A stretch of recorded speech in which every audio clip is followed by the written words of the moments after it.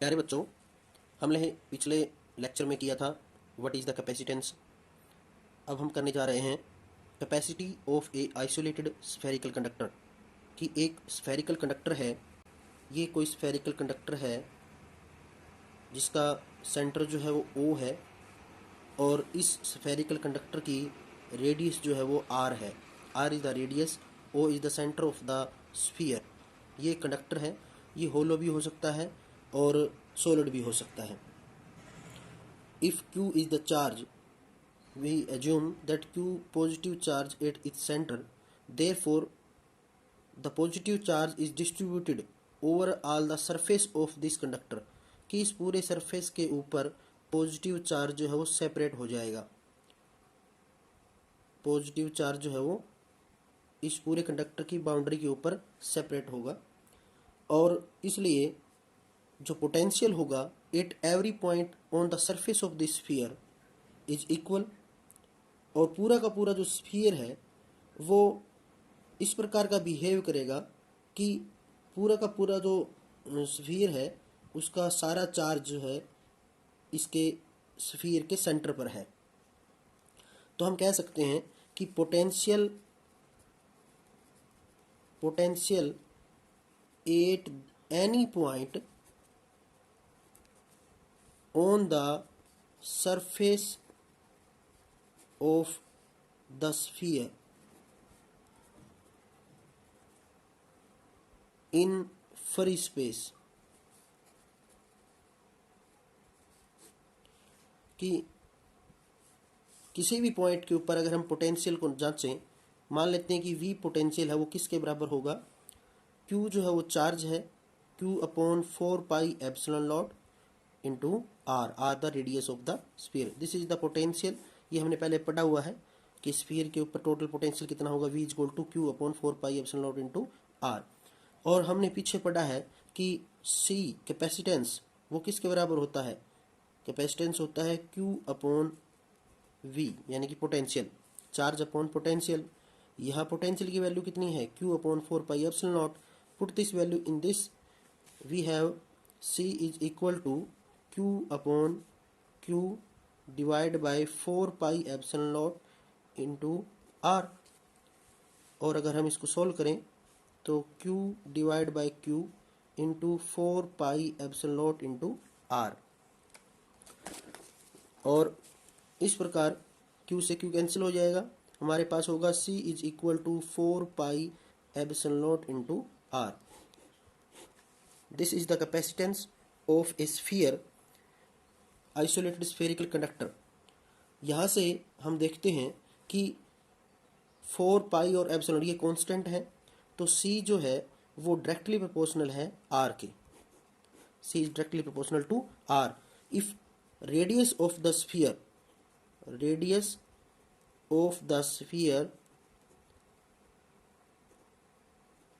अगर इस स्फीयर की रेडियस ज़्यादा होगी तो कैपेसिटेंस भी ज़्यादा होगी।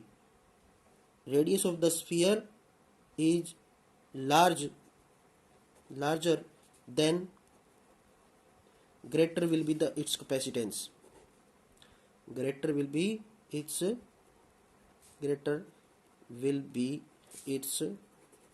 capacitance, क्योंकि C जो है वो R के डायरेक्टली प्रोपोर्शनल है। यहाँ पर C को हम मापते हैं फैरड में। C जो है C इज इन फैरड, और R जो है R is in metre.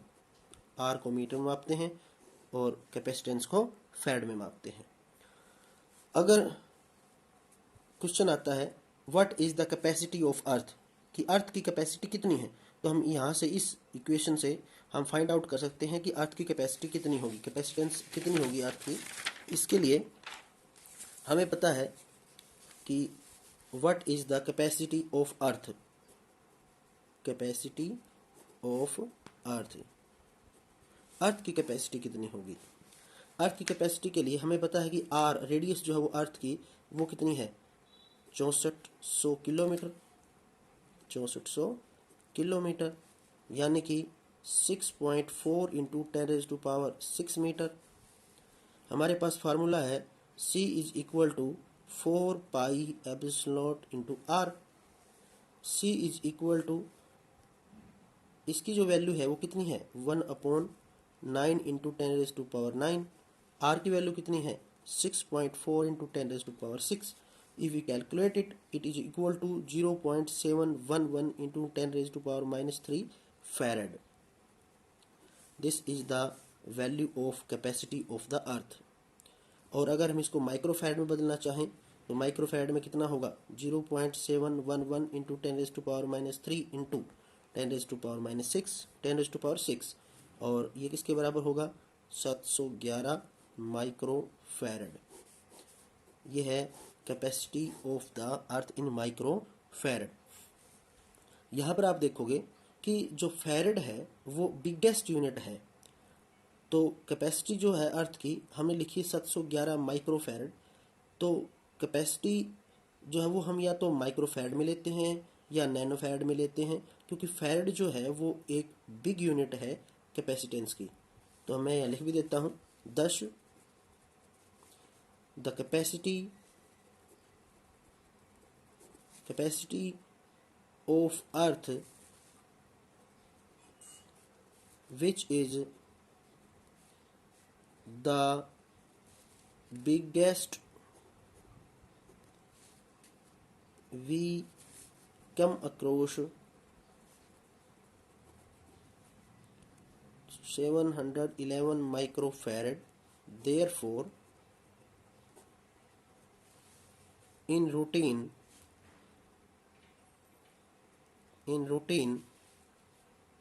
capacitance will be in nanofarad or picofarad. Farad is too big a unit of capacitance.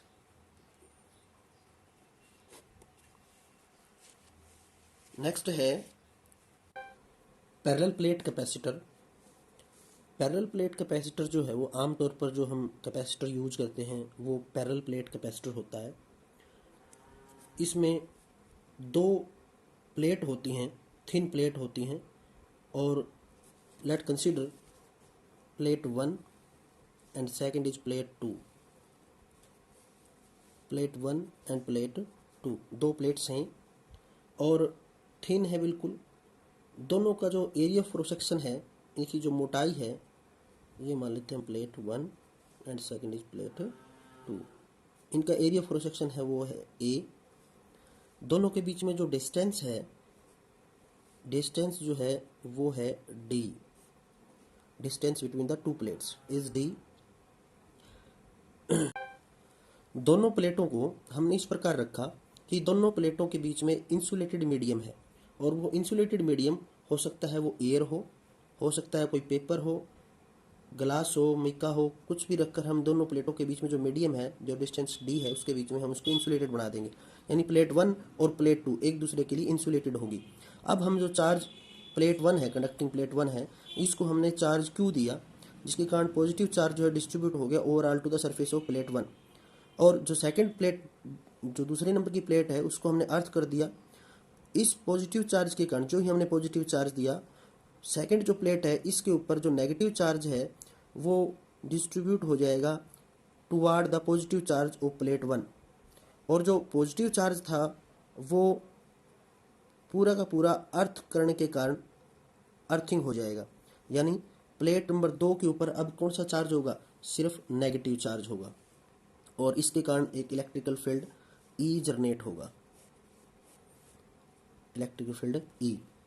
हमने पीछे पढ़ा है कि दो पैरेलल प्लेट्स होती हैं और उनके दोनों के पॉजिटिव चार्ज प्लेट 1 के ऊपर है, नेगेटिव चार्ज जो है प्लेट B के ऊपर है।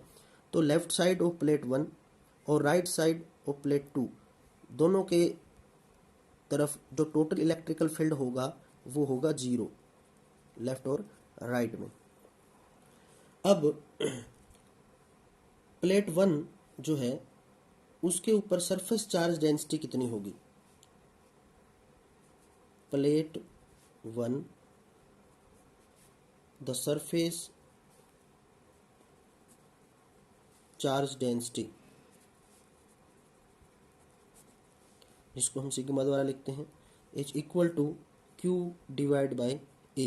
ए is the area of cross section, Q charge given to the plate B, plate 1। अब अगर सिग्मा जो है इसके ऊपर सरफेस चार्ज डेंसिटी है, तो प्लेट 2 के ऊपर जो सरफेस चार्ज डेंसिटी होगी, प्लेट 2 के ऊपर द सरफेस चार्ज डेंसिटी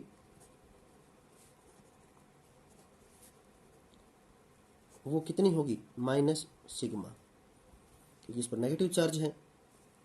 और मैंने जैसे कि आपको बताया है कि प्लेट 1 और plate 2, left side of the plate 1 and right side of plate 2 electrical field, मैं लिखूंगा बल्कि यहाँ पर कि as discussed earlier on left side of plate 1 and right side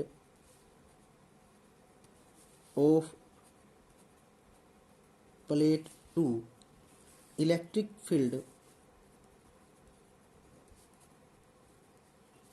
is 0।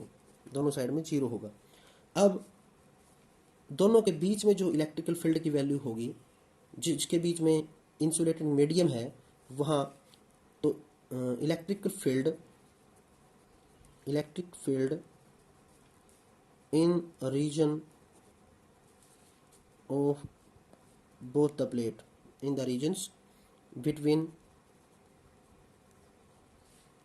plate, E is equal to sigma upon epsilon not. ये derivation हमने पहले की हुई है, ये होती है। यहाँ पर हमारे पास सिग्मा की जो वैल्यू है वो है Q अपॉन एरिया, तो मैं लिखूँगा 1 upon epsilon naught Q upon area. This is the value of electrical field between the two plates. ये E की वैल्यू आ गई हमारे पास, E आ गया, इलेक्ट्रिक फील्ड आ गया। A is equal to 1 upon epsilon naught Q upon A। This is the value of electric field between the two parallel plates। अब जो ये इलेक्ट्रिकल फील्ड है दोनों प्लेटों के बीच में, ये अगर यूनिफॉर्मली डिस्ट्रीब्यूटेड है, जो ये इलेक्ट्रिक फील्ड है अगर ये यूनिफॉर्मली डिस्ट्रीब्यूटेड है, इसका मतलब है कि जो पोटेंशियल डिफरेंस होगा, पोटेंशियल डिफरेंस V वो किसके बराबर होगा? V is equal to electrical field into distance between the two plate। E is equal to 1 upon 4 pi epsilon naught into Q upon A into D। और ये है potential between the two plate. और हमें पता है कि capacitance C is equal to Q upon V। Put the value of V in this equation, we have Q upon 1 upon epsilon naught Q upon A into D। Solve it, Q upon Q into epsilon naught into A divide by D। Q से Q cancel out और हमारे पास आ गया है epsilon not A divide by D। This is the value of capacitance of parallel plate capacitor.